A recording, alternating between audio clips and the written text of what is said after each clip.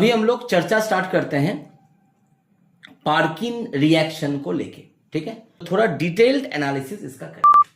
तो Perkin reaction आ जाइए, पहला क्या है, पहले इसमें हम लोग लिखेंगे रिएक्टेंट। सबसे पहले यहां लिखेंगे रिएक्टेंट, तो लिखिए एरोमेटिक एल्डिहाइड। रिएक्टेंट क्या लिखेंगे, एरोमेटिक एल्डिहाइड, जो कि है आपका बेंजल्डिहाइड। यानी यहां पर हम लोग जो चर्चा करेंगे वो बेंजल्डिहाइड को लेके करेंगे। एरोमेटिक एल्डिहाइड जिसके साथ जुड़ा हुआ है बेंजल्डिहाइड, ठीक है। रिएजेंट हम लोग क्या लेंगे, रिएजेंट हम लोग क्या लेंगे ना, रिएजेंट हम लोग लेंगे एसिड एनहाइड्राइड। रिएजेंट हम लोग क्या लेंगे बताइए, हम लोग लेंगे एसिड एनहाइड्राइड, ठीक है। जैसे आप मान लीजिए, मतलब सर कुछ स्पेसिफाई करिए। स्पेसिफाई ऐसा कर सकते हैं कि यहां पर हम लोगों ने ले लिया एसिटिक एनहाइड्राइड। ये रिएजेंट ही आपका पहचान होगा कि हाँ ये रिएजेंट को आप यूज कर रहे हैं। और यहां पर एक बहुत इंपॉर्टेंट बात है, जानते हो कि रिएजेंट जो होगा वो तो एसिड एनहाइड्राइड होगा, यानी एसिटिक एनहाइड्राइड होगा। फॉर एग्जांपल मैं यहां पर फॉर्मूला भी आपको दे दिया कि सर ये एसिटिक एनहाइड्राइड का फॉर्मूला है। अब देखो मजेदार बात क्या है कि खाली एसिटिक एनहाइड्राइड नहीं यूज करना है। खाली एसिड एनहाइड्राइड जैसे एसिटिक एनहाइड्राइड है वो यूज नहीं करना है। यहां पर लिखना है इन प्रेजेंस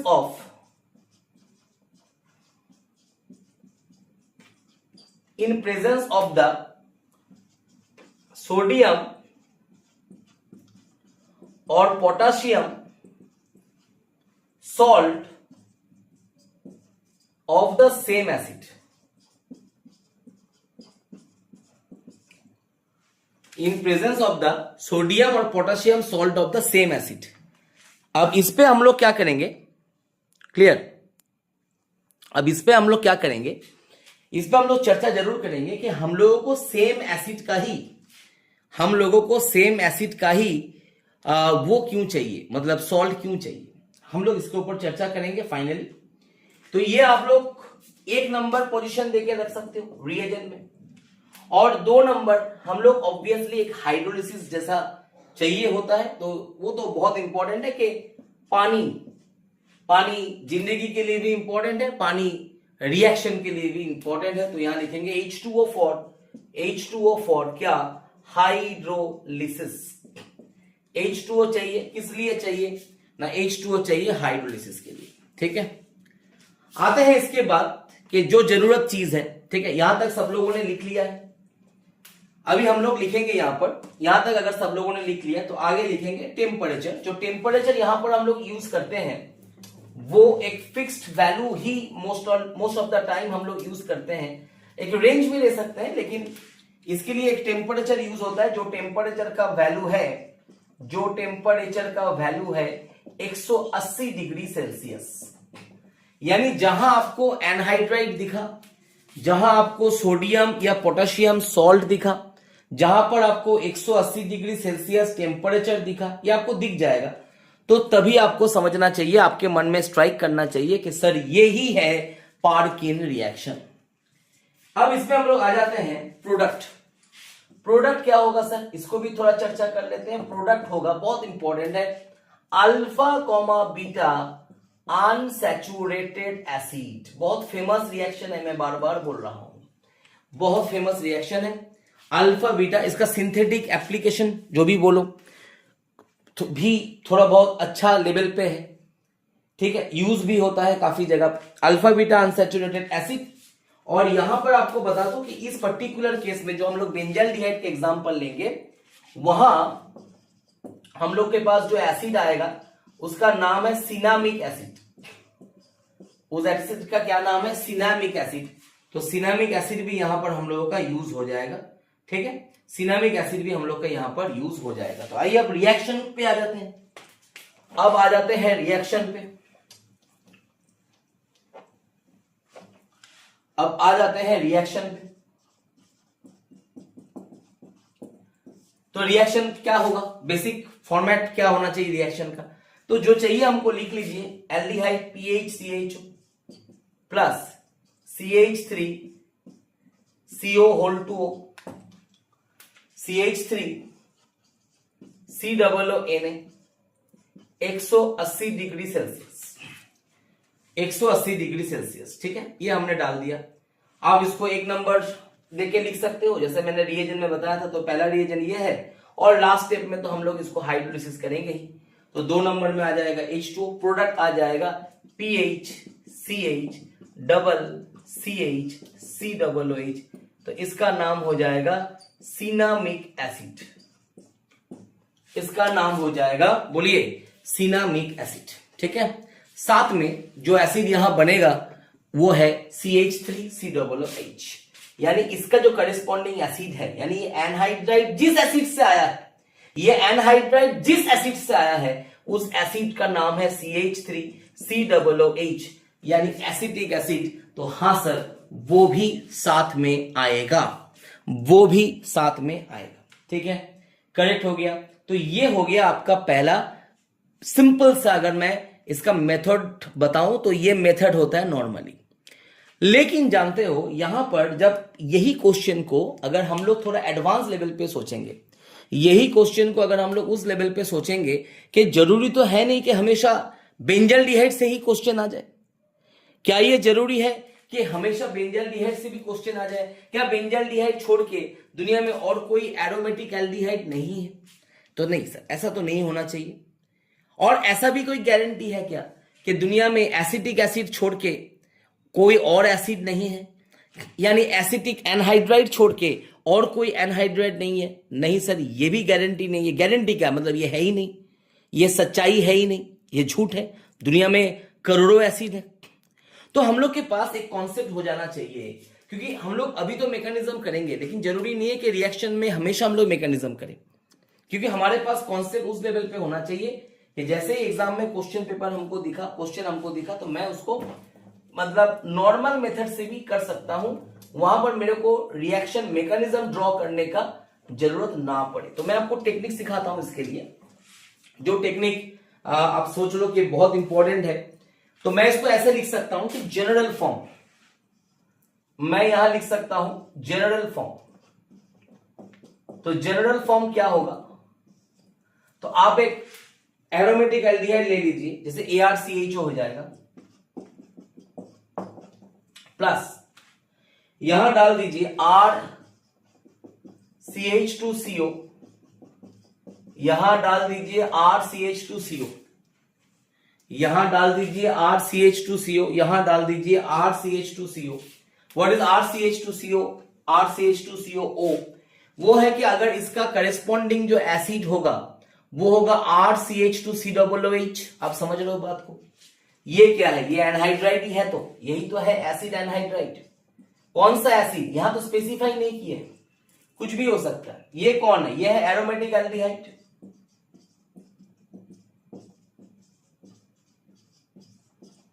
ये है एरोमेटिक एल्डिहाइड।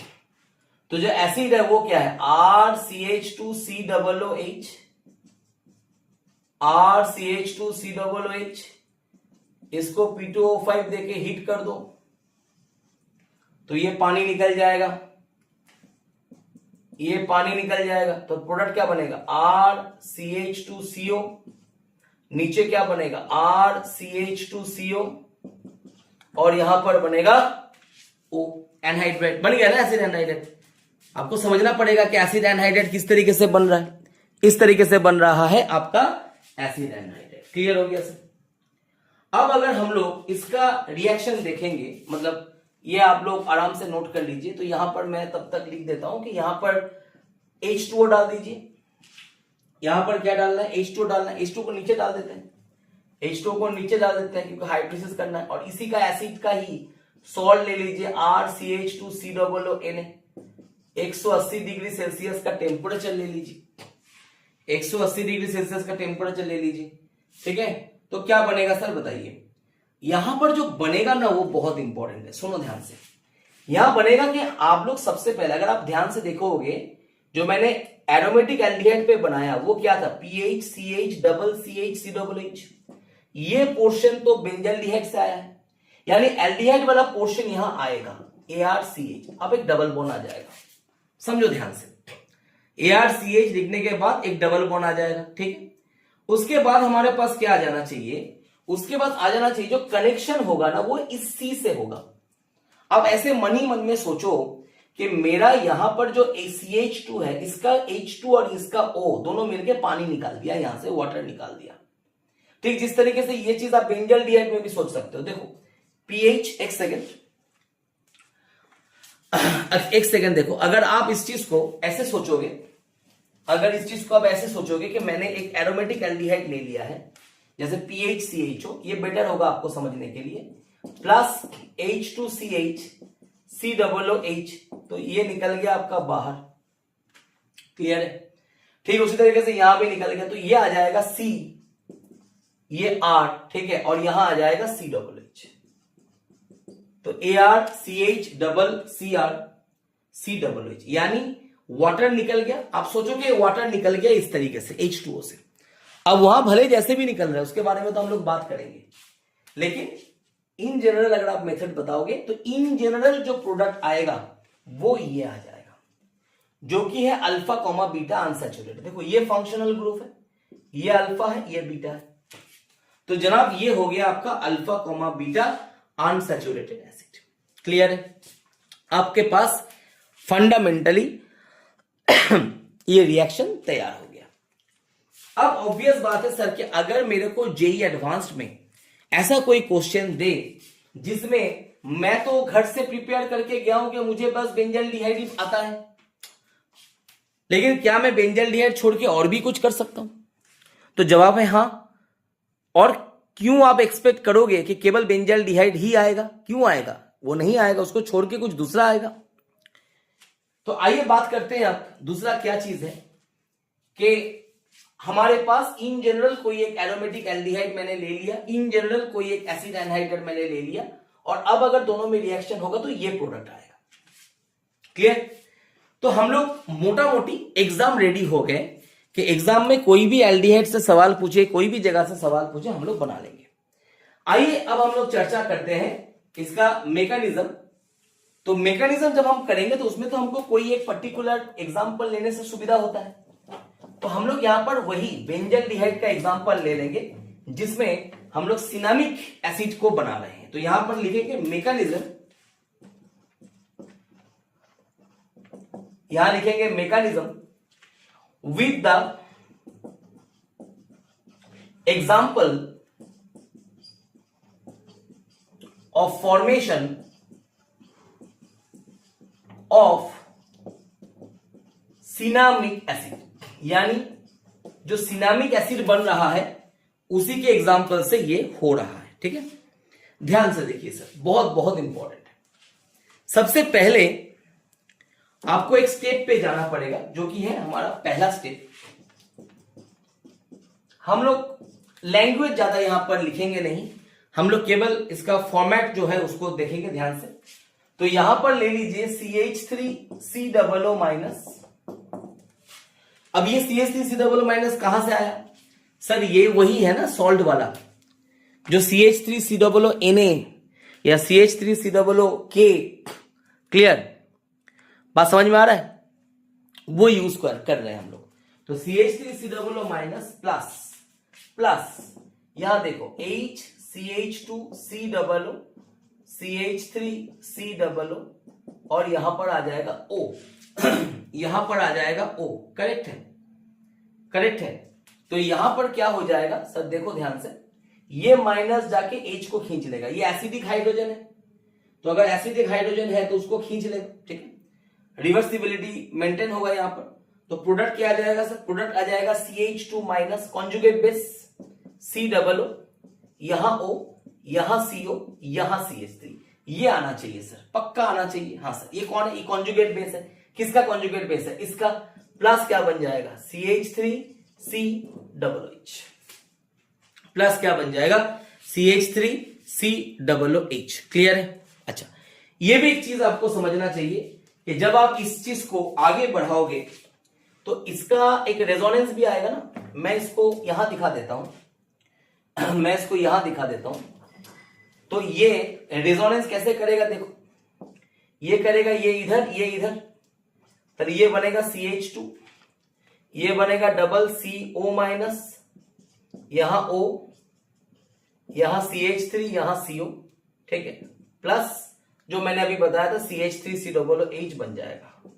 तो यहां पर जो बनेगा वो है इनोलेट। नोट कर लीजिए, यहां पर जो होगा वो क्या होगा, इनोलेट। ये एक इनोलेट है। इनोलेट के बारे में तो हम लोग जानते ही, हम लोगों ने एल्डिहाइड पढ़ा है, हम लोगों ने कीटोन पढ़ा है, वहां पर इनोलेट तो बहुत चर्चे में रहता है। तो ये इनोलेट है। इनोलेट किसको बोलते हैं, जो इनॉल होता है, इन के साथ ऑल, उसमें अगर OH के O के माथे पे माइनस चार्ज आ जाए तो ये हो जाएगा इनोलेट। ठीक है, तो ये हो गया पहला स्टेप। यानी अब ऐसा सोच सकते हो कि जो पहला स्टेप होगा उसको हम लोग बोलेंगे इनोलेट, इनोलेट फॉर्म हो रहा। अब आइए स्टेप 2 पे, अब आइए स्टेप 2 पे। स्टेप 2 क्या होगा, स्टेप 2 होगा जिसमें एक इस तरीके का एटक जा रहा है आपके पास। तो स्टेप 2, यहां पर आप ले लीजिए PH CHO, यानी ये क्या है, बेंजल डिहाइड है। ठीक है, और यहां पर अगर हम वही इनोलेट को ले लेते हैं CH2CCO-, ये स्टेबल फॉर्म है क्योंकि O के माथे पे एक नेगेटिव चार्ज है। ठीक है, स्टेबल फॉर्म है। हालांकि carbon oxygen bond thermodynamically stable होता है, डबल बॉन्ड, लेकिन ये एक स्टेबल फॉर्म है। बट जो भी हो जाए, कनेक्शन तो हमेशा C से ही होगा। ये हम लोग पढ़े हैं कि कार्बन कार्बन जो बॉन्ड होता है वो बहुत ज्यादा स्टेबल हो जाता है। तो यहां पर क्या आ जाएगा, यहां तो O आ जाएगा, यहां CO आ जाएगा, यहां CH3 आ जाएगा। अब देखो क्या हो रहा है, ये इधर जा रहा है तो ये इधर आ जाएगा, तो ये जाके यहां अटैक करेगा। करवाइए अटैक, आप लोग साथ में चलते रहिए, आप लोग साथ में चलते रहिए मेरे साथ। ठीक है, तो क्या आ जाएगा प्रोडक्ट बताइए इसमें। सर यहां प्रोडक्ट आ जाना चाहिए PH CHO-, देखो O-, CH2 COO CO CH3, PH CHO-, CH2 COO CO CH3, correct है। ये क्या है, ये है एन एल्कोक्साइड आयन, ये तो एल्कोक्साइड आयन है ना, तो यहां क्या लिखेंगे, an alkoxide ion intermediate. Of course ये इंटरमीडिएट है, और ये कौन सा इंटरमीडिएट है, ये एल्कोक्साइड आयन इंटरमीडिएट है। यानी यहां पर एल्कोक्साइड आयन बन रहा है, यहां पर एल्कोक्साइड आयन जो है वो बन रहा है आपका, एल्कोक्साइड आयन इंटरमीडिएट है, ये एल्कोक्साइड आयन इंटरमीडिएट है। ठीक है, समझ में सबको आ रहा होगा मेरे हिसाब से। अब आगे हम लोग क्या करेंगे, स्टेप 3 पे आ जाएंगे।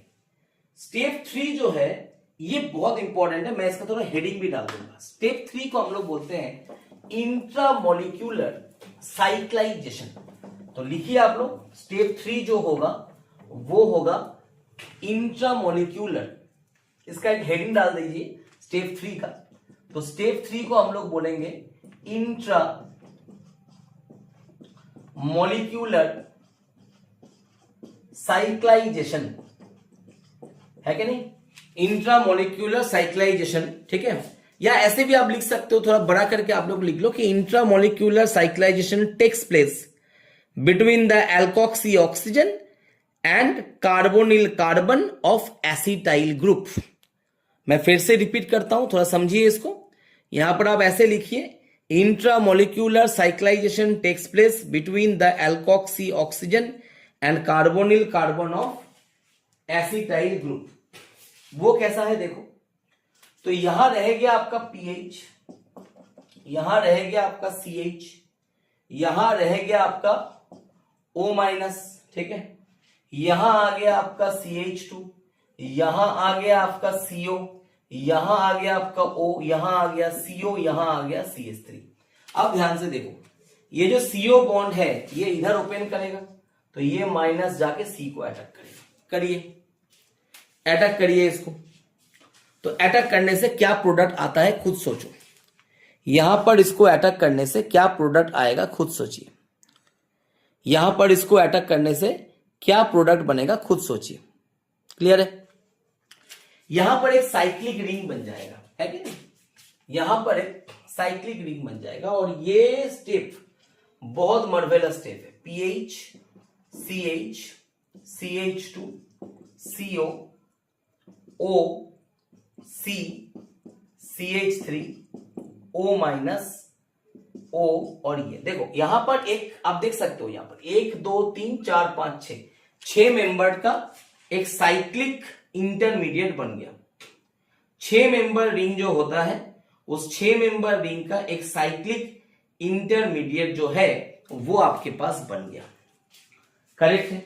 और आप जानते हो कि ऐसे चीजें बहुत ज्यादा फेवरेबल होता है जब भी आप एक इंटरमीडिएट बनाते हो जो कि 6 मेंबर का होता है। जैसे 6 मेंबर का साइक्लिक ट्रांजिशन स्टेट हो गया, 6 मेंबर का कुछ भी इंटरमीडिएट हो गया, तो ये सब आपके लिए बहुत ज्यादा इंपॉर्टेंट होता है। ये बहुत ज्यादा इंपॉर्टेंट होता है। ठीक है, समझ में आया बात। आइए अब इसमें स्टेप 4 में हम लोग देखेंगे, जो स्टेप 4 में हम लोग opening of the cyclic intermediate का बात करेंगे। जो अभी साइक्लिक इंटरमीडिएट बना है अब इसको ओपन करना है, ये खुलेगा। ठीक है, तो स्टेप 4 जो है इसमें हम लोग लिखेंगे कि it is the opening of the cyclic intermediate. ठीक है, यहां लिखेंगे स्टेप 4, यहां लिखेंगे opening of the cyclic, opening of the cyclic intermediate, है कि नहीं। अब जो ये ओपनिंग है ये साइक्लिक इंटरमीडिएट का ओपनिंग हो रहा है। जब ये साइक्लिक इंटरमीडिएट का ओपनिंग हो रहा है तो भाई आपको बता दें कि इसका दो रास्ता होता है, 2 तरीके से ये हो सकता है। हम लोग 2 तरीके से भी कर सकते हैं या हम लोग चाहे तो कोई पर्टिकुलर एक तरीके से भी कर सकते हैं। तो मैं पहले एक तरीका ही दिखाता हूं अभी फिलहाल आपको कि किस तरीके से ये ओपन होगा। तो आपके पास क्या है, देखिए pH, इसी को मैं फिर से लिख रहा हूं। ये क्या हो जाएगा CH2, ये क्या हो जाएगा CO, ये क्या हो जाएगा O, ये क्या हो जाएगा C, ये क्या हो जाएगा O माइनस, ये क्या हो जाएगा CH3, यहां है O, और ये कनेक्टेड हो गया। 6 मेंबर का रिंग बन जाएगा आपके पास। हाँ सर बनेगा। अब देखो जो ऑब्वियस है इसको मैं हटा दूं ताकि कंफ्यूजन ना हो। ठीक है, तो जैसे ही ये वाला बॉन्ड इधर आएगा, अच्छा सर मैकेनिज्म क्यों जरूरत है, क्योंकि अगर आप लास्ट 4-5 साल का क्वेश्चन देखोगे उसमें आपको दिख जाएगा कि कोई एक ईयर, कोई एक कॉम्पिटिटिव में पूछा गया है कि what is the intermediate in this reaction. अगर आप, हाँ सही बात है कि उतना अगर रट लोगे तो ठीक है, लेकिन फिर भी कहीं ना कहीं मैकेनिज्म जानना जरूरी है। एटलीस्ट जो लोग ये सोचते हो कि मैं खाली बोर्ड लेवल निकल जाऊं पढ़ के, तो बोर्ड लेवल के लिए ठीक है ना, बस रिएक्शन याद कर लो। मैकेनिज्म वाला पार्ट मैं करवा रहा हूं, आप छोड़ दो उसको। आपको लग रहा है कि मैकेनिज्म वाला पार्ट जो है सर ये तो बहुत भारी है, बहुत भारी हो रहा है, दिमाग से निकल रहा है, तो कोई बात नहीं, छोड़ दीजिए इसको। फिर क्या होगा बोलो, जैसे ही ये वाला बॉन्ड इधर जाएगा, आप सोचो ये इधर आना चाहिए, ऑक्सीजन इधर खुल जाएगा, तो प्रोडक्ट हो जाएगा PH CH। ठीक है, जैसे ये इधर जाएगा ये खुलेगा, तो यहां पर आ जाना चाहिए O CO CH3, O CO CH3, यहां पर क्या आ जाएगा CH2, यहां पर क्या आ जाएगा COO माइनस, यहां पर क्या आ जाएगा देखो COO माइनस। देखो ध्यान से, यहां पर क्या आ जाएगा COO माइनस। अगर परफेक्ट मैकेनिज्म करते हो तो आपको हर स्टेप का एक्सप्लेनेशन याद आना चाहिए कि अगर ये बन रहा है तो क्यों बन रहा है, क्योंकि ये रेजोनेंस स्टेबलाइज्ड है। ये अगर बन रहा है तो क्यों बन रहा है, क्योंकि ये रेजोनेंस स्टेबलाइज्ड है। ये रहा इसका रेजोनेंस स्टेबलाइज्ड।